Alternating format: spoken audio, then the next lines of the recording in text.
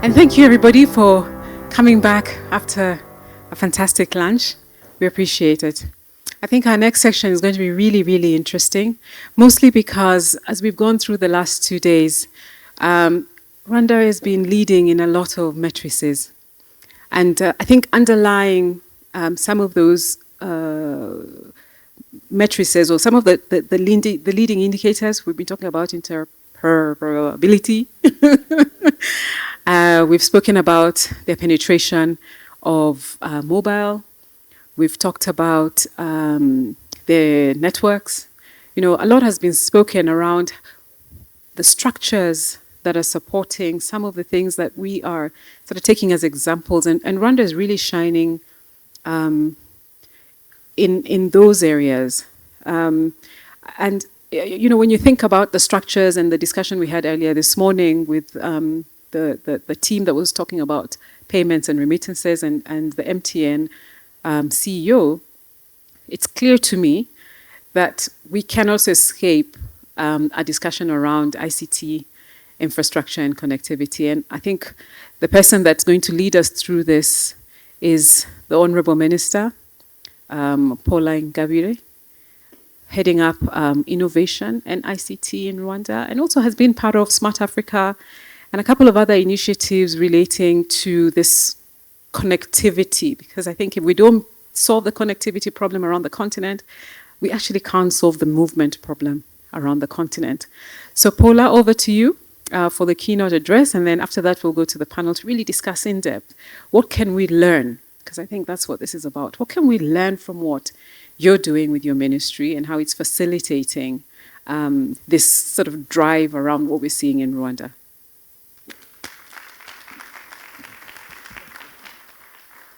Thank you and good afternoon. So after the cham-cham, I decided my remarks were very old school and figured since I don't have a lectern, I might as well just freestyle this one and hopefully I can match your energy this afternoon. But just wanted to start by saying thank you for inviting me to be part of this. It's truly an honor and pleasure to be with you here, and not just that, because I feel some of the conversations that you had yesterday and today are very critical for us as a continent. And so thank you for putting technology at the center of these conversations that you're having. Now, I think I'll start a little bit by sharing what Rwanda's journey has been. And Rwanda's journey has been one where we put technology and innovation front and center of everything that we do, for many reasons. And I'm sure if you've had other Rwandan speakers, either yesterday or today, I'm sure one of them could have mentioned, you know, our 30-year journey of being reborn as a country as we're coming out of the, you know, the genocide against the Tutsis. And so what that meant in many ways was that we were starting from scratch. And for a sector like ICT, it was really nascent, even close to non-existent.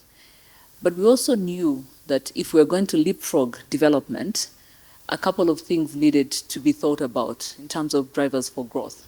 And technology was one of them. We're looking at the fact that we're a landlocked country, but now we've changed the word. It's no longer landlocked, we call ourselves landlinked. And I think that's the spirit when you are thinking about growing and taking yourself to the next level. We're also looking at the fact that maybe we're not very blessed with natural resources.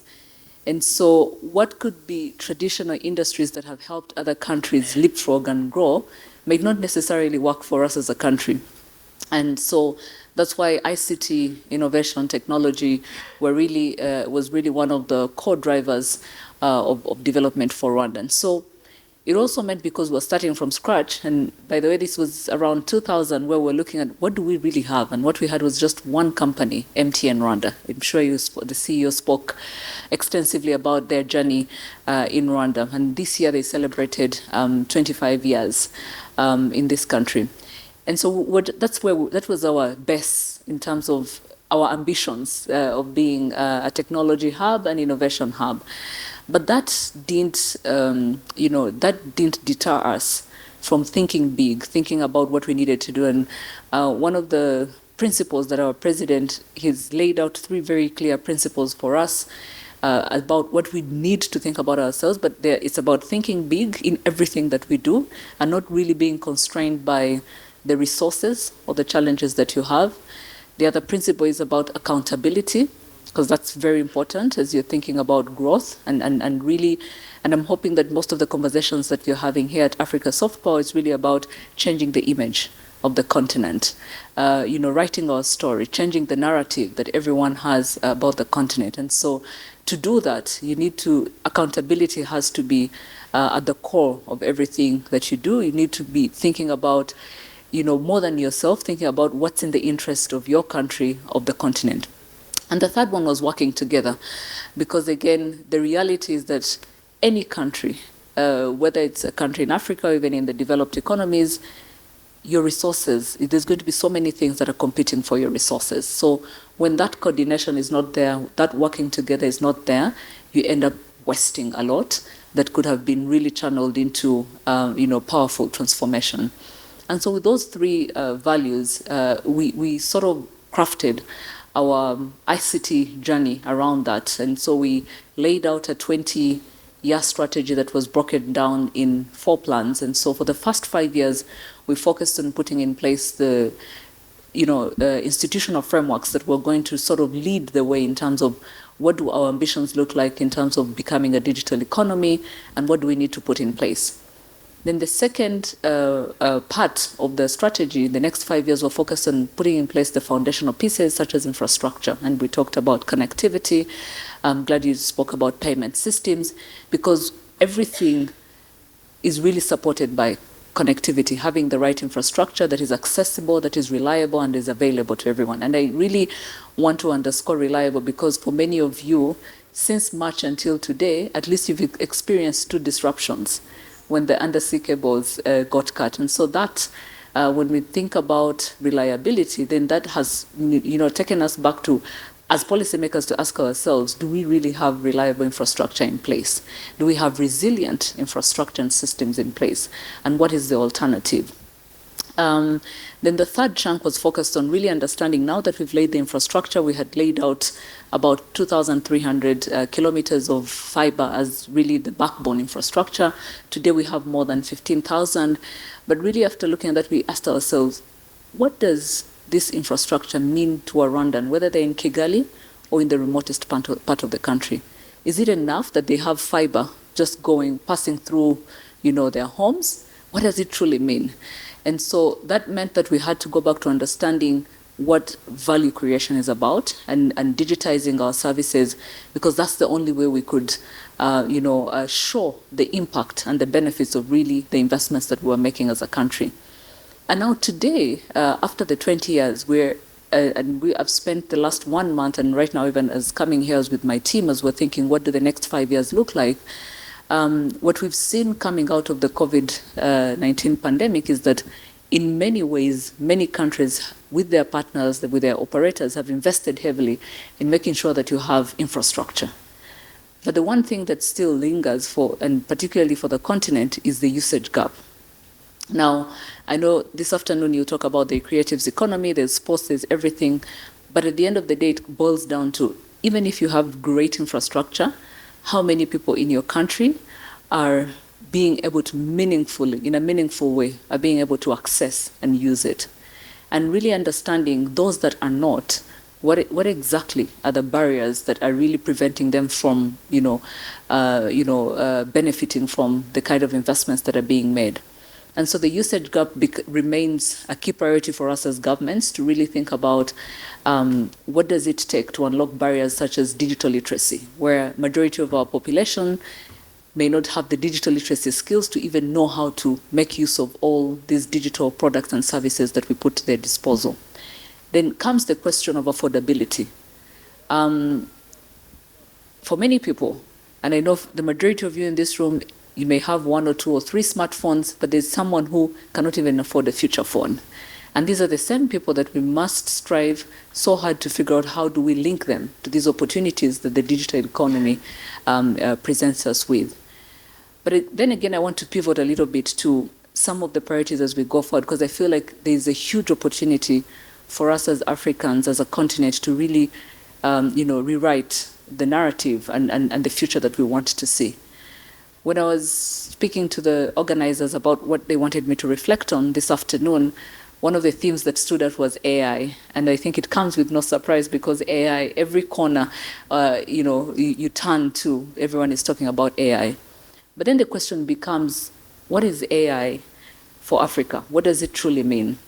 Are we even ready for it? Or is it going to be another revolution that passes us by and we're playing catch up? And I think that's the bigger question that we must, sort of figure out how to address, that we don't find ourselves playing catch up in a world where today not everyone understands what to do with AI or even has the basics in place, which means we have the right opportunity to really make sure that we are going at par with everyone. Yes, granted, some people may have better schools and better skills and better talent.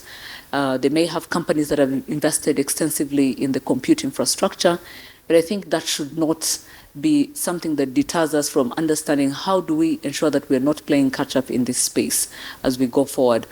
And I want to sort of summarize this by looking at it not as a country, because of all our 54 countries in the continent, we can't afford to do this in silos. Even if it's a big market that has over 100 million population, the reality is that they can't do it on their own. And so the opportunity that we have of the 1.4 billion market is the opportunity that we need to present to the startups that are in the digital space on the continent, and really unlocking whatever it's going to take, whether it's policies and cross-border trading barriers, the CFTA agenda that we've laid out beautifully, really understanding for a startup that is in Senegal and they one day wake up and they want to provide the same services and products in Mali, how do we remove the bottlenecks that will prevent them from doing that? And I think that's really I feel like that's really the key question that we need to unlock for, and it's looking at how we harmonize our policies and regulations. It looks at how we think about financing. Earlier this year, we launched the Timbuktu program. I don't know if many of you are aware of it, but it's really an initiative that was launched in partnership with UNDP, and the idea is that we sort of bring together funds to support African startups. And the reason, and one may ask, but we have so many funds, we have so many VCs on the continent. What we were trying to figure out was, can we find African capital to fund African-born businesses? Because if we're constantly waiting for someone else to come and provide the solution to the challenges we have, like capital, talent, intellectual property, then the reality is that we don't own the future that we presumably think we want to shape as we go forward. So, and I don't know if that's my cue to stop because the time is already at 0. but I just wanted to say that these are the things that, as we have these conversations this afternoon on the role of technology and innovation, let's not look for solutions outside our continent. Let's find those solutions from within ourselves. And trust me, once we start to find the solutions, the partners come. But if we wait for the partners to first come, they will dictate what is the outcome of what we're trying to deliver. And at that point in time, we'll not have a say in the future that we're trying to create. So looking forward to interacting with all of you and hoping that from this we can get some very good ideas that we go out and test out. Rwanda has positioned itself as a proof of concept country. That's not something that we've done by accident. We're very intentional about it. One of the early days into this role was feedback I would get from multinational companies who would try to attract to Rwanda, and their first feedback was, it's a small market. And so we asked ourselves, how many small markets are now global leaders in innovation? We have examples of Israel, we have examples of Singapore, and they said, what is it that they've done that we can't do for ourselves as well? And so even as we work towards having this 1.4 billion market consolidated, we felt like we're not going to wait until 1.4 billion market is opened up. We need to figure out what is it that is going to make these multinationals want to come. And we told them, listen, aren't there products that you want to test for the African market? When you're testing a product, you test with a smaller market. Can you do that with us? And so that was really the whole concept around being a proof of concept market. And that's why today, when you look at examples of Zipline that started with, using drones to deliver logistical services, they chose Rwanda because at least they could test that. And today they've scaled to Kenya and Ghana and back to the US where they were initially from and could not, deliver some of these services. And I hope that Zipline serves really as a story that inspires all of us, that we can start somewhere and scale and build global solution. Thank you very much.